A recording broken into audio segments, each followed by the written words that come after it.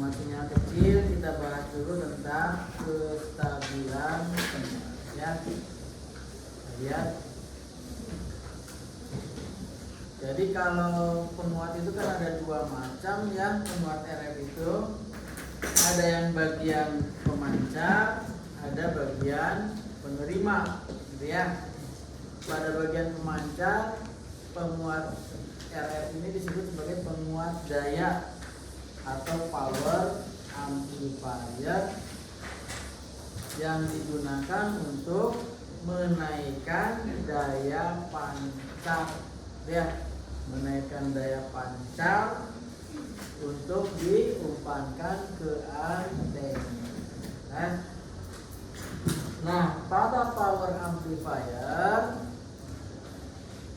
yang jadi bahan kajian adalah mengenai linearitas dan efisiensi. Ya, yang disebut linearitas itu adalah bahwa output dari power amplifier merupakan replika dari input amplifier. Lihat, jadi kalau inputnya sinus, keluarannya juga harus sinus. Itu yang disebut linearitas. Lihat. Nah, sedangkan efisiensi adalah seberapa besar power DC ini diubah menjadi power RE. Lihat. Makanya nanti ada yang disebut penguat daya ini diberi kelas-kelas. Ada yang disebut kelas A, kelas B, kelas AB, kelas C, kelas D, kelas E, dan seterusnya. Gitu ya. Mudah-mudahan ada waktunya nanti kita bahas tentang penguat daya ya. Nah, sedangkan penerima, jadi dari antena langsung ke filter, langsung ke penguat ya, penguat RF. Daya yang diterima dari antena dan yang difilter pasti ininya sangat kecil dayanya ya. Dayanya itu pasti sangat kecil dan lemah. Jadi ya, karenanya penguat ini disebut sebagai penguat sinyal kecil, gitu ya. Penguat sinyal kecil karena dia menerima daya sinyal yang sangat kecil. Ordernya misal microwatt, gitu ya. Nah, kemudian kalian sudah belajar di sistem komunikasi, ini ya, bahwa kinerja sebuah sistem komunikasi ditentukan oleh perbandingan daya sinyal terhadap daya draw. Masih ingat? Ya, yang disebut S2N kalau pada komunikasi analog. Kalau pada komunikasi digital, S2N ini diubah menjadi bit error rate. Menggunakan apa? Menggunakan probabilitas yang disebut error function. Gitu kan ya? Yang disebut error functionnya sifatnya Gaussian. Nah, sedangkan draw draw itu dinyatakan dengan noise figure ya. Jadi noise figure sebuah sistem komunikasi, penerima sistem komunikasi ini ditentukan oleh bagian-bagiannya, dan bagian yang paling penting adalah bagian paling depan yang disebut front end, gitu ya. Jadi front end ini harus menghasilkan draw yang kecil tapi gainnya sangat besar. Ya, padahal biasanya dua hal itu adalah dua hal yang bertolak belakang. Karena kalau gainnya besar, maka noise-nya juga besar. Lihat. Supaya noise-nya kecil, maka gain harus dikecilkan. menghasilkan. Kalau gennya kecil, otomatis nanti tidak match. Kalau tidak match, PSWR-nya akan naik. Gitu ya. Kalau PSWR terlalu besar, PSWR harus turun. Kalau PSWR turun, gennya naik. Kalau gen naik, draw-nya naik juga. Ya. Nah, pada penguat penerima itu 3 besaran itu yang harus dioptimasi. Ya. Jadi cara merancangnya tidak bisa kalian ingin gennya sekian, draw-nya sekian, gitu ya. PSWR-nya sekian, tapi kita harus ingin gennya lebih besar sama dengan sekian dB. Misalnya draw-nya lebih kecil sama dengan sekian dB, PSWR-nya lebih kecil sama dengan sekian, gitu ya. Jadi 3 besaran itu yang harus dioptimasi. Nah, penguat yang semacam ini nanti disebut sebagai penguat draw rendah atau LNA, low noise amplifier, gitu ya. Nah, jadi di sini dibutuhkan penguat yang mampu menguatkan sinyal tersebut hingga mampu bersaing dengan draw dan keluarannya dapat menggerakkan mixer. Karena kalau kalian pernah belajar di Cisco, di penerima itu kita punya antena, gitu ya. Punya antena, ada antena gitu ya. Kemudian di sini ada saluran transmisi, kemudian di sini ada filter, gitu ya. Filternya di sini ada LNA. Nah, gitu kan ya. Atau LNA dulu baru filter boleh. Terus di sini di mixer nih. Nah, gitu kan ya. Ini ada osilator, ini ada mixer, gitu kan ya. Keduanya ini disebut sebagai down converter, gitu kan ya. Down converter berarti di sini ada penguat IF, gitu kan ya. Penguat IF baru demodulator, gitu ya. Demodulator kesananya tinggal di proses.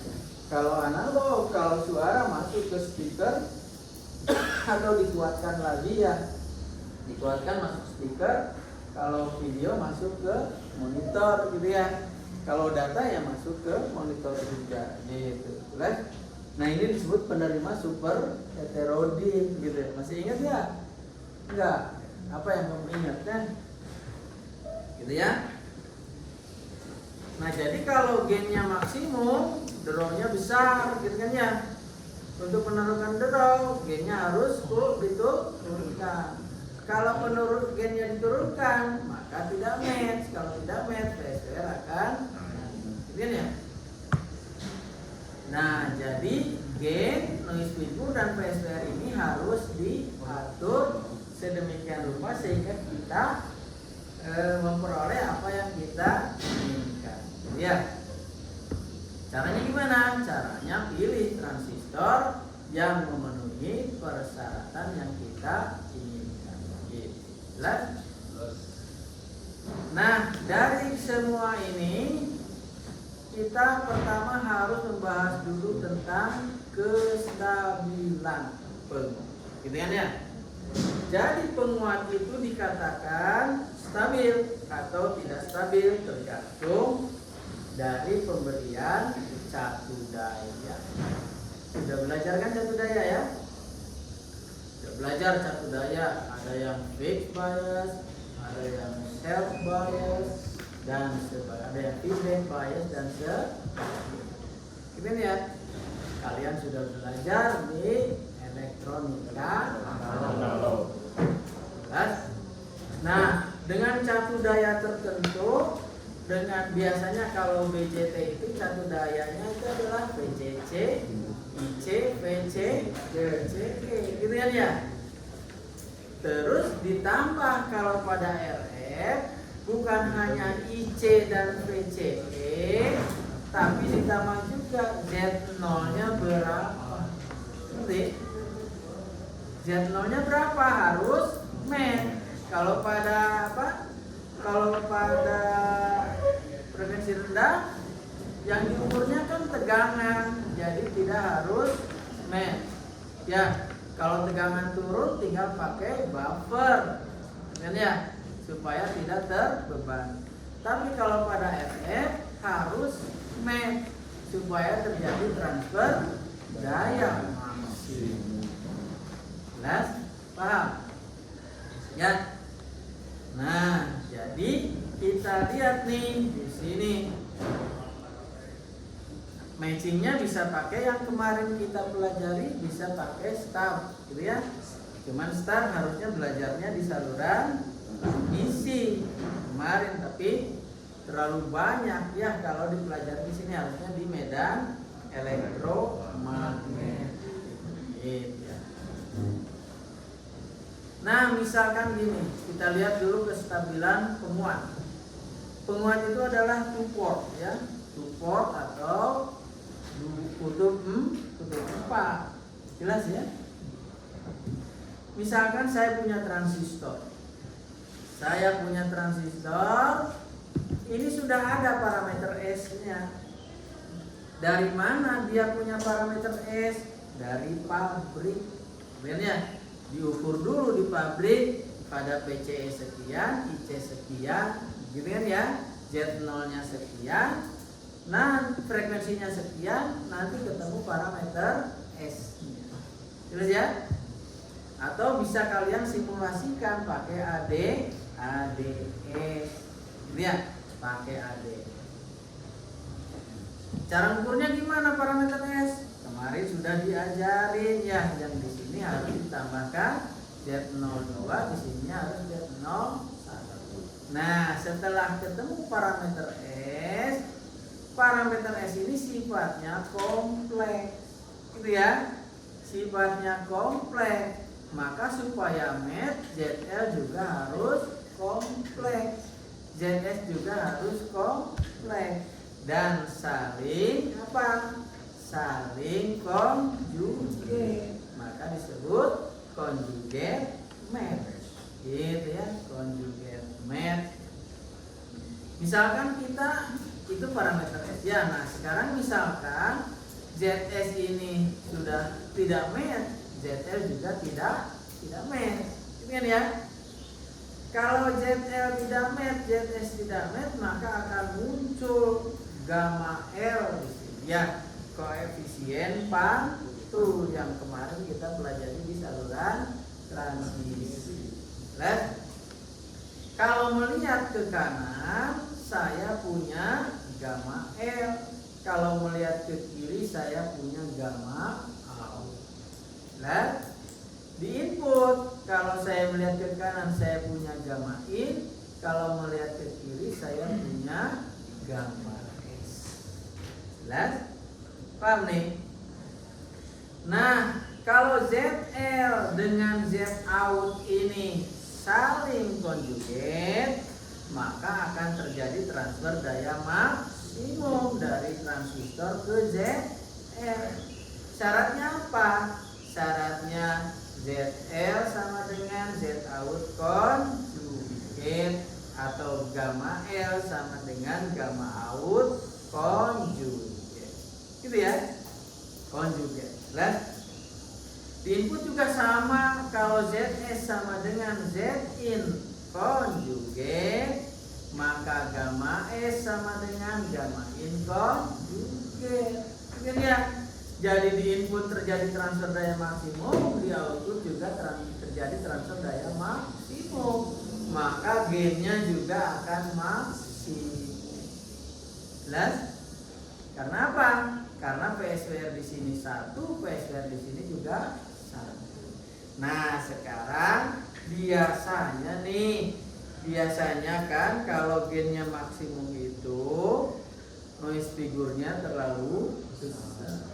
Gitu kan ya? Jadi noise figure-nya harus turun. Kalau noise figure turun, gainnya juga harus turun. Berarti si ZL dengan ZS ini pilih salah satu, mana yang match, mana yang tidak. Karena kalau dua-duanya tidak match akan sangat sulit. Gitu ya? Nah, kita asumsikan aja dulu bahwa ZS dan ZL ini tidak match gitu ya. Kita cari gamma in ini apa, gamma out ini apa. Terus ya, kita hubungkan dengan sumber. Sumber ini akan menghasilkan gelombang daya yang kita sebut A1 gitu ya. A1 ini nanti memasuki transistor, dikuatkan menjadi B2 gitu ya. Tapi sebagian lagi dipantulkan menjadi B1. Nah, yang B2 ini karena ZL-nya tidak match, dipantulkan lagi menjadi A2 gitu ya. Nanti ketemulah gamma in dan gamma out. Kita lihat nih penurunannya ya. Kita sudah tahu parameter S, yaitu S sama dengan S11, S12, S21 dan S22. Gitu ya. Kita lihat dulu, misalkan yang inputnya match gitu ya, tapi yang outputnya tidak match. Ada beban, bebannya itu tidak sesuai. Kalau tidak sesuai maka A2-nya tidak 0. Gitu ya. A2-nya tidak 0 karena kalau A2 0 berarti match, semua B2 itu diserap. Oke?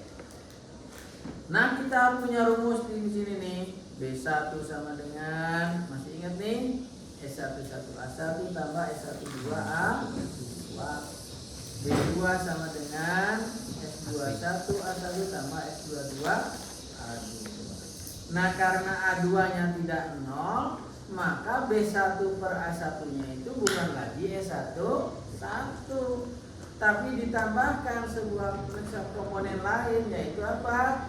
S12 kali A2 per A1 gitu ya. Nah, pada keadaan ini B1 per A1 ini kita sebut sebagai gamma in atau koefisien pantul input gitu ya. Nah, kita belum tahu nih A2 per A1-nya ini apa. Kita ambil dari persamaan 2B ya. Kita ambil dari persamaan 2B supaya mendapatkan apa? Kita lihat nih dari 2B.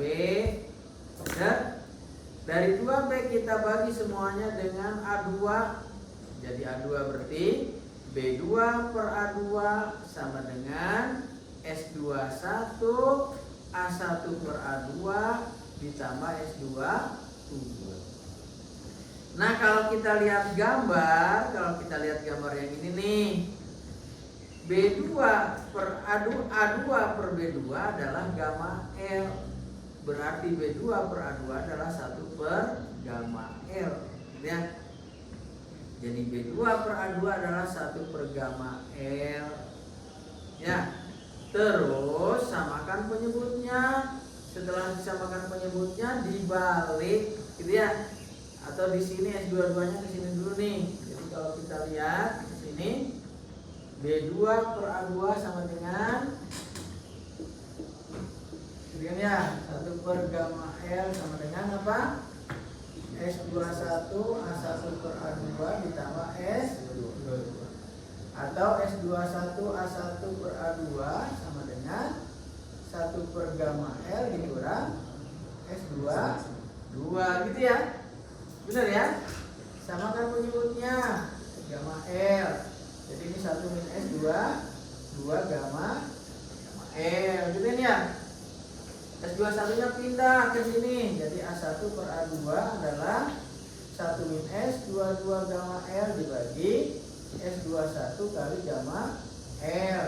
Balikkan, jadi A2 per A1 nya adalah S21 kali gamma L dibagi 1 min S 22 gamma. Nah, gitu ya. Jadi nanti ketemu A2 per A1 nya adalah S21 kali gamma L dibagi 1 min S 22 gamma. Oke. Masukkan ke persamaan 3 tadi nih, masukkan ke sini ya. Nanti kita dapatkan gamma in-nya sama dengan S11 ditambah S12 S21 gamma L dibagi 1 min S22 gamma L. Kemudian disamakan penyebutnya, uraikan, nanti kita dapatkan S11 minus delta gamma L dibagi 1 min S22 gamma L. Apa itu delta? Deltanya adalah S11 S22 dikurang S12 S21. Gitu ya. Nah, kalau mencari gamma out, pindahkan sumbernya ke kanan gitu ya.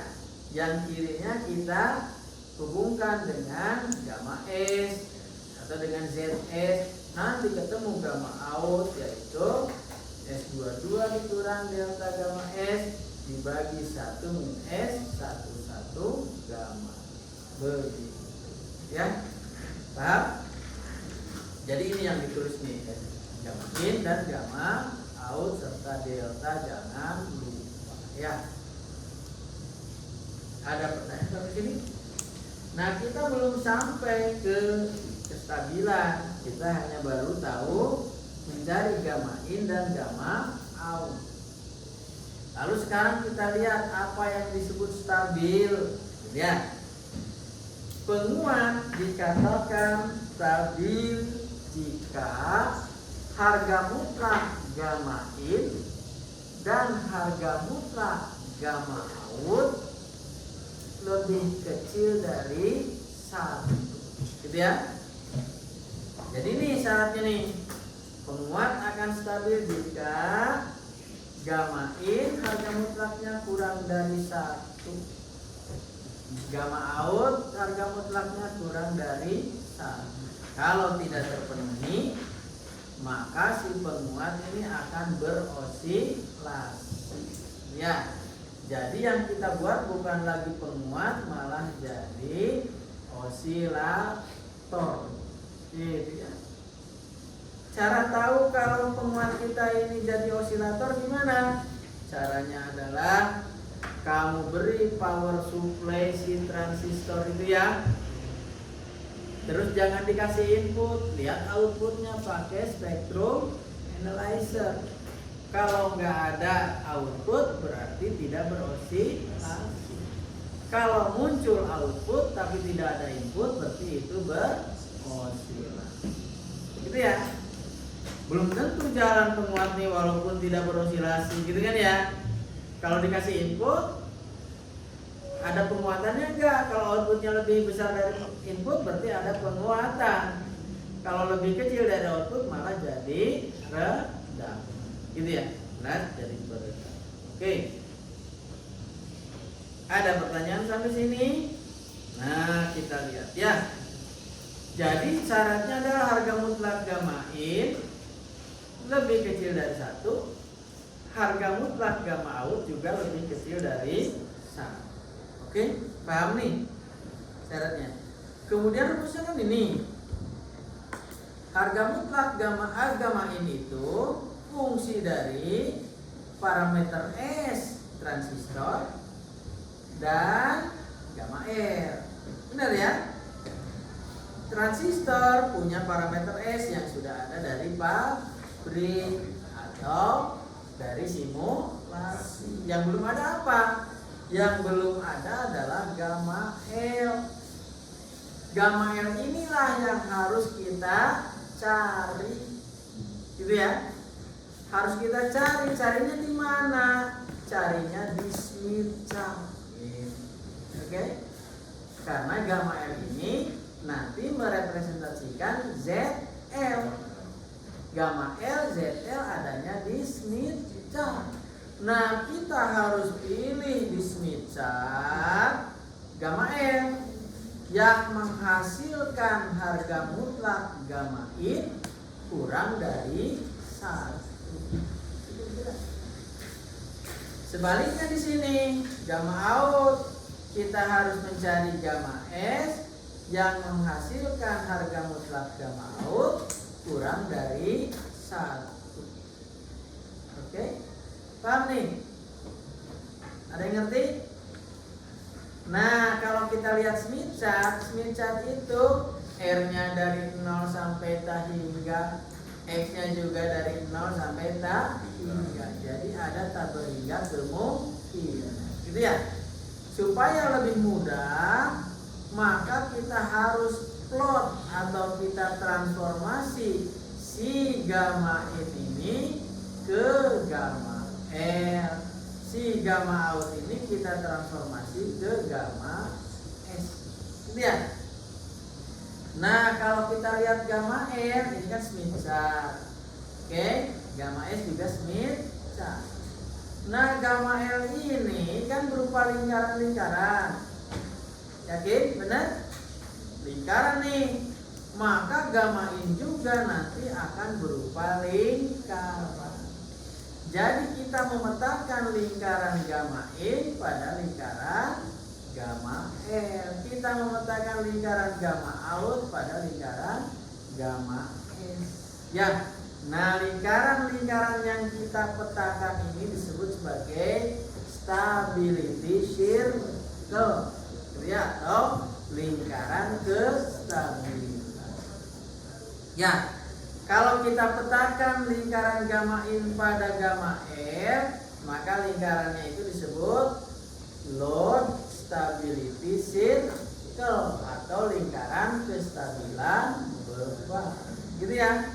Kalau lingkaran ini kita dari gamma out kita plot pada gamma S, kita sebut source stability circle. Gitu ya. Nah, sekarang kita harus mencari lingkaran itu kan punya pusat dan punya jari. Gitu ya. Jadi kita harus mencari pusat gamma ini di mana dan jari-jarinya berapa. Begitu juga untuk gamma out. Ada pertanyaan? Ada yang ngerti? Enggak ngerti. Hah? Kita lanjut ya. Kita lanjut. Nah, sekarang baru kita masuk ke lingkaran kestabilan. Gitu ya. Saya akan menurunkannya dari gamma in. Dengan cara yang sama kita akan peroleh untuk gamma. Caranya gimana?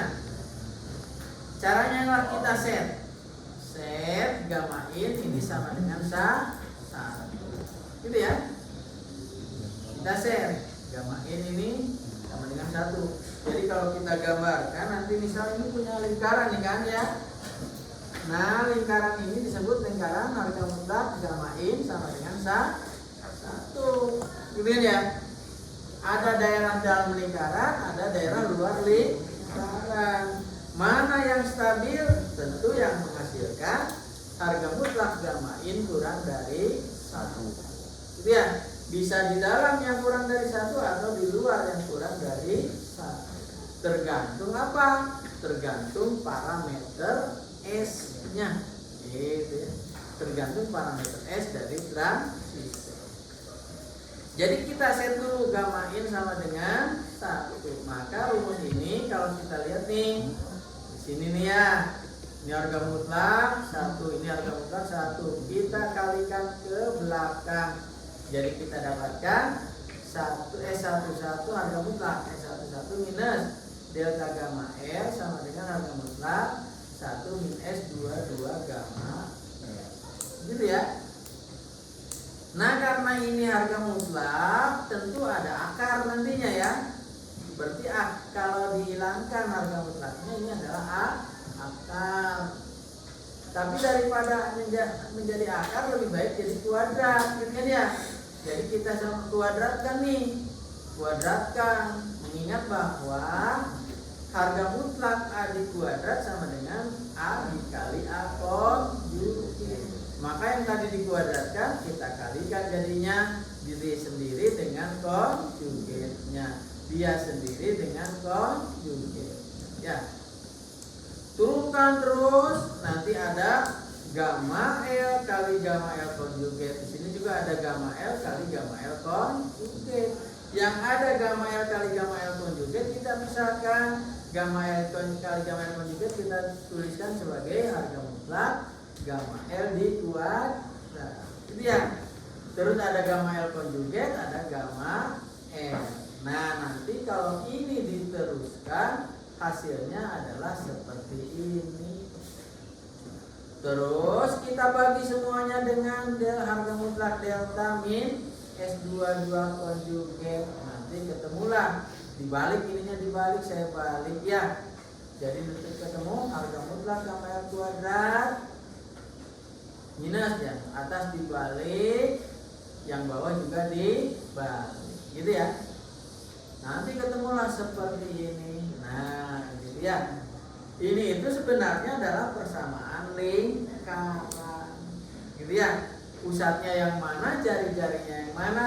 Supaya tahu itu kita lihat dulu kalau kita menuliskan persamaan lingkaran, gitu ya. Ingat ya, yang ini adalah persamaan lingkaran. Oke. Nah, sekarang kita lihat dulu kalau kita punya lingkaran. Lingkaran dengan pusat X0 dan Y0. Gitu kan ya? Jadi di sini adalah ini pusatnya nih. Pusatnya X0, Y0. Jari-jarinya adalah R. Gitu ya. Jari-jarinya R.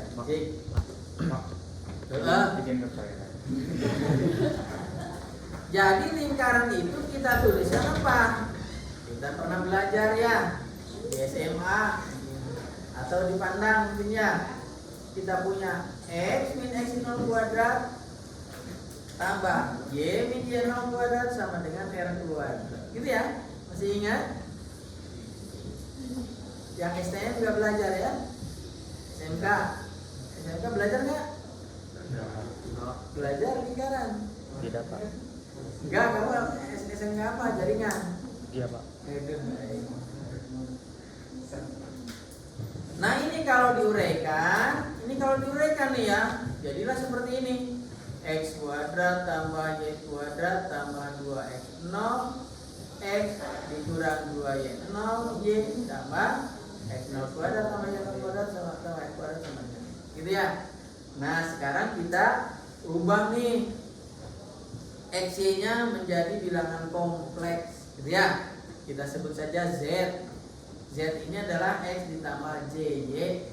Sedangkan Z0 pusatnya itu kita ini kan menjadi X0 tambah JY. Karena antara X dengan Y itu saling tegak lurus, gitu ya. Jadi bisa kita nyatakan sebagai bilangan kompleks. Ada bagian real, ada bagian imajiner. Nah, kalau yang ini kita dikurangkan Z min Z0 dikuadratkan dikurang R kuadrat sama dengan 0, ini juga persamaan lingkaran, gitu ya. Nah, yang harga mutlak Z min Z0 kuadrat dirubah jadi seperti ini, kemudian diuraikan, nanti ketemulah harga mutlak Z kuadrat dikurang Z0 konjugat Z tambah Z0 kali Z konjugat tambah Z0 kuadrat kurang R kuadrat sama dengan 0. Nah, di sini adalah lingkaran di mana pusatnya adalah Z0. Ya, Z0-nya ini realnya X0, imajinernya Y0. Kalau ini kita bandingkan dengan persamaan 8, maka sama. Ya, yang ini adalah ini adalah Z0-nya ya. Ini adalah pusatnya, sedangkan ini adalah Z0 ditambah R kuadrat. Gimana? Turunkan, nanti ketemulah pusatnya adalah yang ini S22 konjugat minus delta konjugat S11 dibagi S22 kuadrat dikurang delta kuadrat. Ya, sedangkan R kuadratnya adalah ini atau sama dengan ini nih, gitu kan ya. Terus kita ini kan cari R-nya. Cari R-nya, nanti ketemulah R-nya itu adalah harga mutlak S21 S12 dibagi harga mutlak S22 kuadrat dikurang delta kuadrat. Ini pusat ya. Nah, ini disebut load stability circle. Kalau yang pusat yang sumber ya tinggal diganti S22 jadi S11, S11 jadi S2 ini ya. Nah, pada perancangan penguat biasanya S11 kurang dari 1 dan S22 juga kurang dari 1. Paham? Ngerti nggak nih? Nah, sekarang kita coba latihan dulu pakai Smith chart. Bawa jangka, bawa penggaris. Mana tuh? Nggak bawa jangka? Ya nggak bisa tuh kalau nggak bawa jangka. Namanya juga lingkaran. Nanti aja latihannya, kita lanjut ya. Kita lanjut. Jadi ini udah pusat dan jari-jari lingkaran. Nah, nanti kita itu akan punya kasus seperti ini. Ya, misal ini contoh nih ya. Contoh adalah kalau si lingkaran Smith chart dan lingkaran kestabilan ini beririsan. Oke? Beririsan.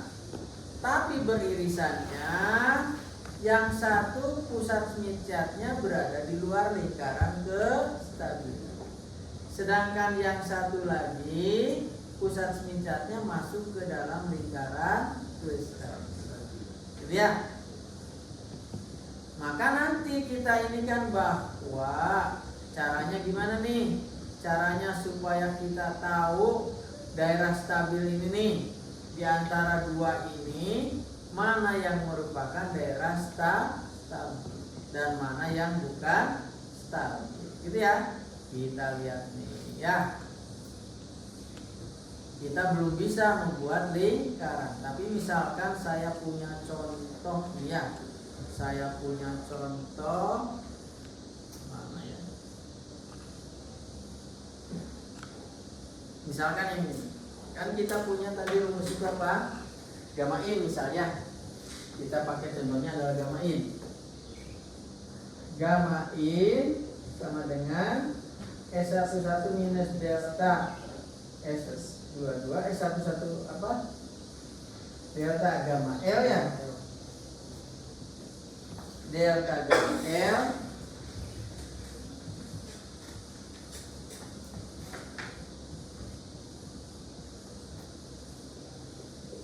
dibagi 1 min S 22 gamma.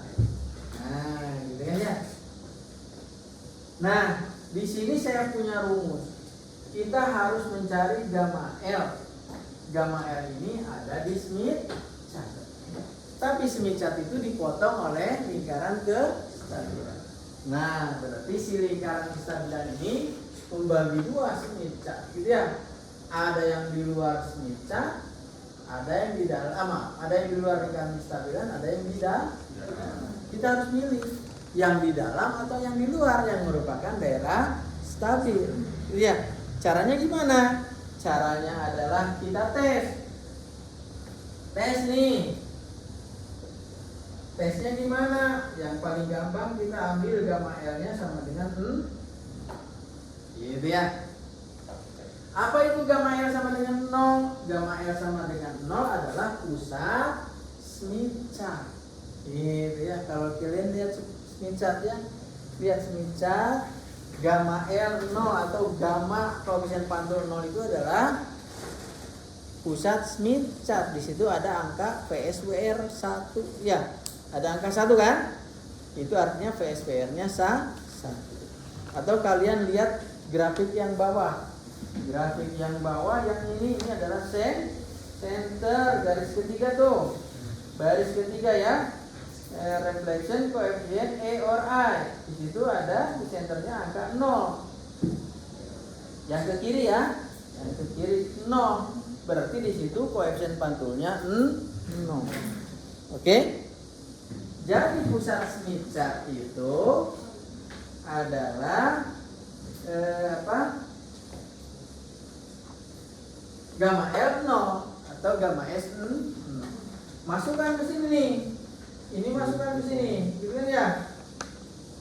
Nanti ketemu gamma in-nya akan sama dengan S1 1. Benar ya? Kalau kita pilih gamma L sama dengan 0, maka gamma I-nya sama dengan S1 1. Dan harga mutlak gamma I juga sama dengan harga mutlak S1 1. Oke.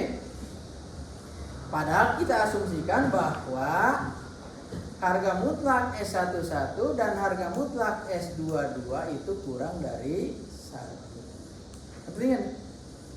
Ya, untuk penguat S11 dan S22 kurang dari 1. Berarti kalau kita pilih gamma L sama dengan 0 akan menghasilkan gamma in kurang dari 1. Benar nggak? Tunduk.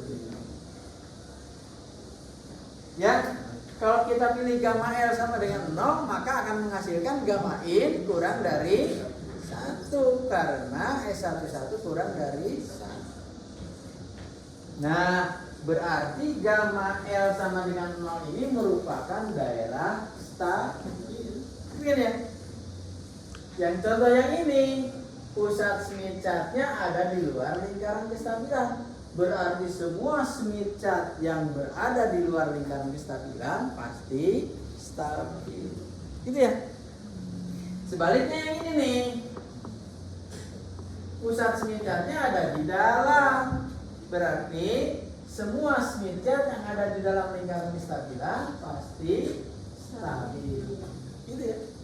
Jadi nanti kalau kalian gambarkan, suruh pilih mana daerah stabil dan tidak stabilnya. Pokoknya yang ada pusat Smith chart. Yang ada pusat Smith chart-nya pasti stabil. Begitu. Oke?